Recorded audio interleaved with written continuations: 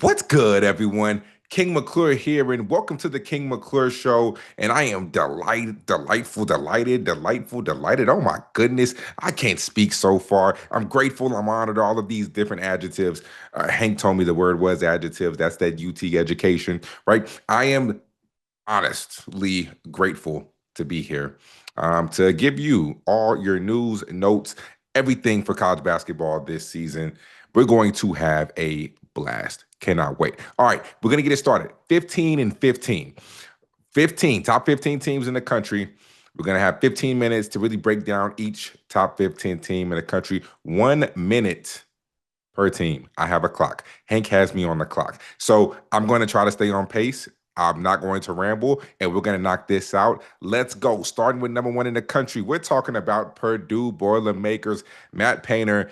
I'm a little concerned, okay? The way that they were again, the way they played against Kentucky concerned me just a little bit. We have Braden Smith, who everybody is touting is the best college basketball player in college basketball.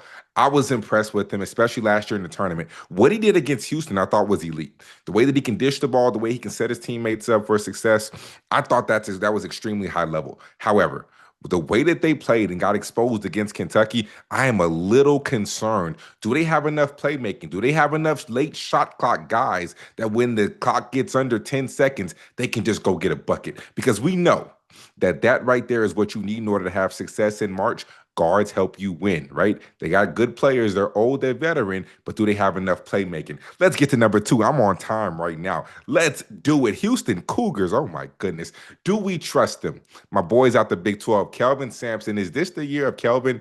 I hope so, because I have the utmost respect for how he runs his program, how he is with his culture.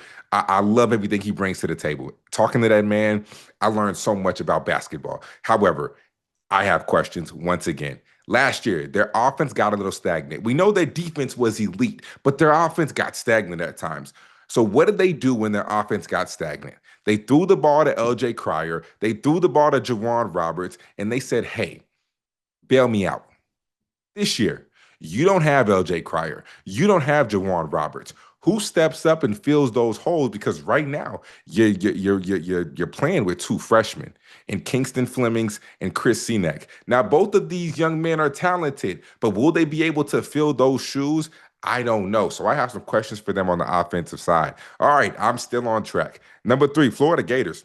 They had a tough loss, very very tough loss to a team out of Arizona, who I will talk about later on. But I think they are phenomenal.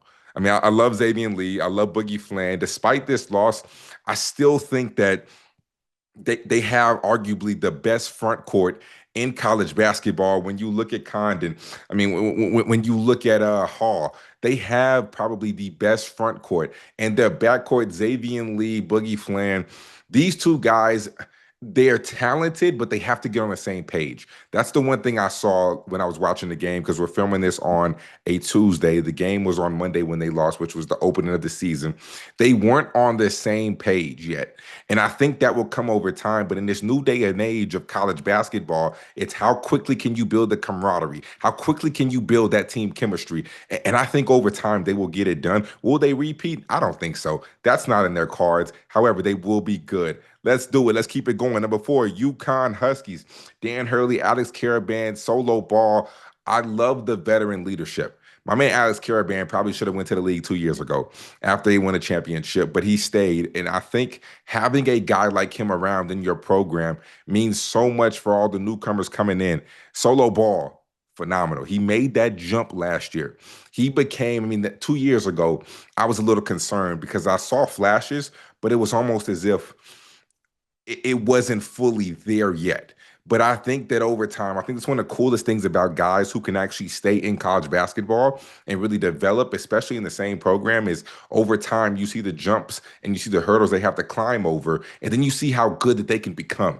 So Solo Ball has definitely made that jump. Braylon Mullins, freshman, elite. Pay attention to him. He is good. I'm a little ahead of schedule. I like this. There we go. Because usually I am never on schedule. Always on CPT. If you know what that is, it's a joke for later. Look that up. All right. So St. John's Red Storm. I don't necessarily know if.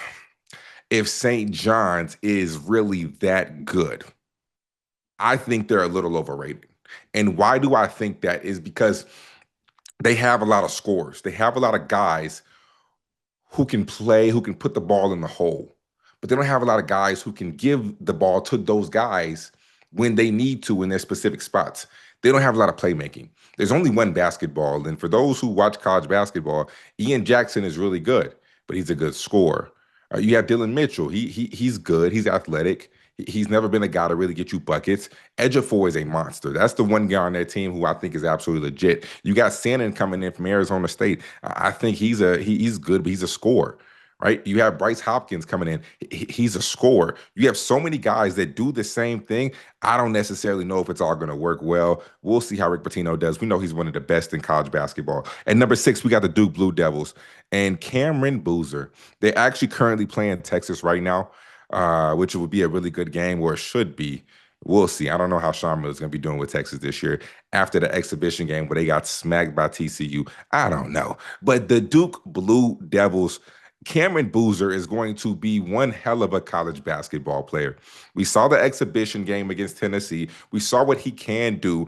I'm interested to see what happens when the scouting reports get a little deeper, they get a little steeper, they get a little tougher. Right now, teams are really starting to load up against you because they see what you can do. They see how you can operate. They see how you can move. So I'm interested to see how he develops over time. And will it still be the same level of effective against North Carolina or against tougher teams in the ACC every night when teams can scout you a lot more? I think he's a top 5 pick, maybe top 3. Some people are saying number 1. I don't see number 1, but we will see.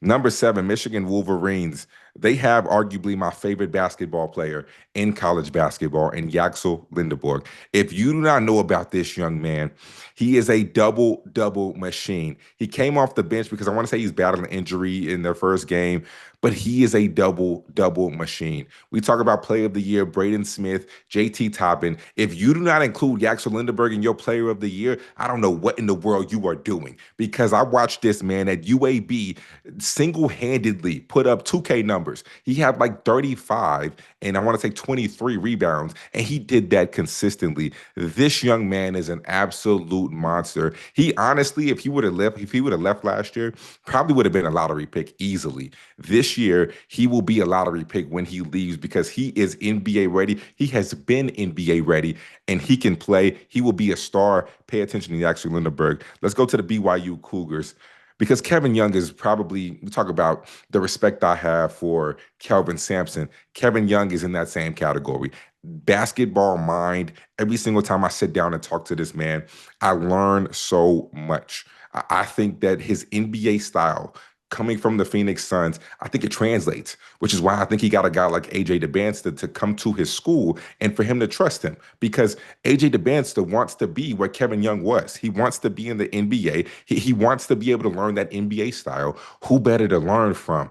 And I think getting Rob Wright, getting Kennard Davis, Richie Saunders, who is a guy who I think will play in the NBA and will get drafted next year, maybe second round, but he will have a really good career in the NBA. I think BYU can compete for a Big 12 championship. I think the Big 12 is wide open. I don't think it's Houston's to lose. I think it is absolutely wide open, and BYU will be absolutely at the top. We are on good time right now, 7 minutes. Kentucky Wildcats. My man, Alvin Brooks, who coached me at Baylor. I talked to him the other day, and I texted him and said, "Man, was Purdue that bad after the exhibition game? Was Purdue that bad, or were y'all just that good?" And he said, "Bro, word for word in the text message, bro, this is the deepest team that I have ever been a part of." And mind you, he won a national championship at Baylor with Davion Mitchell, Jared Butler, and Maceo Teague. He said this is the deepest team that he's ever been a part of. That says a lot, people. This Kentucky team, when you look at what they did against Purdue, now granted, they followed it up with a really poor performance in the exhibition game against Georgetown. I don't think that's truly who they were. They were missing 2 starters, Jalen Lowe, who I think can really get drafted and work his way up, and Jaden Quaintance, who, when he is healthy, Oh my goodness. My man was driving around in a Maybach and deserved every single penny of that because the way he plays, the way he impacts the game defensively and offensively, you should be terrified. Let's keep it going. Texas Tech Red Raiders, Red Raiders. Oh my goodness. I can't speak. All right. Texas Tech, Grant McCaston, another man who coached me. I think he has a phenomenal team. I got a chance to watch them play Oklahoma in a close scrimmage, and I was impressed. And what I was most impressed with is Christian Anderson. Pay attention to that name because he took a leap. Last year, we saw him hit big shots in big moments. I think that that is one of the most impressive things. How do you know if a guy really has it? I think when they're able to drop their cojones and be able to knock down those shots and be able to take it from wherever. Christian Anderson is that guy. He is that dude. And what I've been most impressed with when his jump is he can play that one spot. Last year, he was a shooting guard who just knocked down shots. This year, he's fully taking control of that point guard spot and he's doing a great job. And you mix that with JT Toppin, knowing what JT Toppin does every single game and every single day, never takes a play off, never takes a game off. Texas Tech is somebody who you should definitely be in the loop of. All right, Louisville. Louisville disappointed me. Goodness gracious. When they played against Kansas, I'm like, man, what in the world am I watching? This does not look good. Michael Brown, I heard all this hype about this young man all year. And I'm like, man, this the kid y'all been hyping up? And now, granted, I think he had a bad game. Good players are allowed to have bad games, but it was just some of the shot selection, some of the ways he was missing. I was extremely concerned. I mean, they got my man Ryan Conwell from Xavier, who I thought was should have put on a way better performance. Michael Brown's a freshman, by the way, which this freshman class is absolutely loaded. But Conwell, man, you have done this at a high level. You killed last year, Xavier. Why are you not taking over this game? Why are y'all allowing Darren Peterson to kill you guys? Come on, Conwell, take more pride than that. So I was extremely disappointed with Louisville in their performance, but I think they'll bounce back. I think they'll be at the top of the ACC ranks. All right, UCLA, Mick Cronin. Oh my goodness. Mick Cronin has a lot of interesting things to say. I think we're going to talk about him. You'll see me talk about him multiple times because he, in the press conference, is absolute cinema for sure. But Donovan Dent, one of the most sought after point guards in the transfer portal. And there's a reason why. He is going to destroy the Big Ten. No doubt in my mind, when I think of all the guards in the Big Ten this year, Donovan Dent is probably the best guard in the Big Ten. His leadership, his pace that he plays with, he's one of the best guards when it comes to attacking the rim, but he doesn't necessarily do it always at full speed. He does it at his speed, which makes that 10 times harder to guard. I love the way he plays. He was a dog in New Mexico, and he will continue to be a dog at UCLA. Ooh, I'm still on time. I know Hank gonna be proud of me. Let's go to Arizona. Arizona had a really big win over Florida, and I was so impressed. We talked about that freshman class being stacked. Koa Pete. Remember that name, people. Koa Pete. Not your typical name. My name is King, so I can talk about different names. So Koa Pete is as elite as they're going to come. When you talk about the Cameron Boozers, when you talk about who else is there? I'm tripping. Darren Peterson, AJ DeBansta, Nate Ament. You need to mention Koa Pete's name. His performance against one of the best front court. I mentioned when I talked about Florida, I said that they have one of the best front courts in the country. Well, Koa Pete had 30 points against them, against those guys. And it was tough buckets. He showed his strength. He showed his versatility on the rolls. He showed his ability to be able to knock down shots. He just showed his high IQ, his athleticism. He showed so many things. And I know that that one game alone probably rose his stock from maybe top 10 to probably top 5. If he continues to have performances like that, do not be surprised, people, if you see this young man going top 5. Let's go Arkansas Razorbacks. Whew, I actually love Darius Acuff Jr. I think he is so talented. Once again, the continued theme in this is they have high level freshmen, and this freshman class is one of the best freshman class, if not the best, that we have seen in a very long time. And Darius Acuff continues along the lines of that, especially with him and Malik Thomas. Darius Acuff is going to dominate in the SEC. He's going to put up numbers. That's a top 10 pick as well. And you have Carter Knox.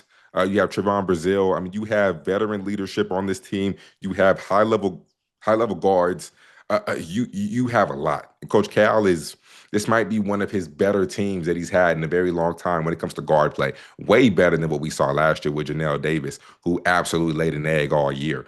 But he will still be good. All right, last one, number 15, the Alabama Crimson Tide. This SEC has some guards, and Alabama is literally following in that trend. When you talk about LeBaron Fadlon, you talk about Aiden Holloway. I mean, these two guys, that's as tough as a backcourt as you're going to see in the SEC. I don't think the SEC is as good as it was last year. Matter of fact, nowhere near as good as it was last year. But that's not really a knock on the SEC because they had a historic year.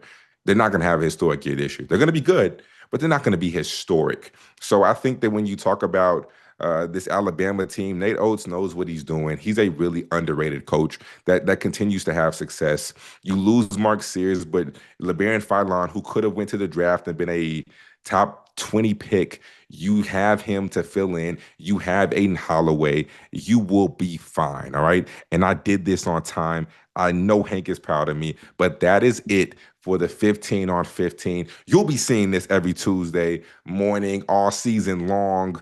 15 on 15. King McClure here. Until next time, I'm out.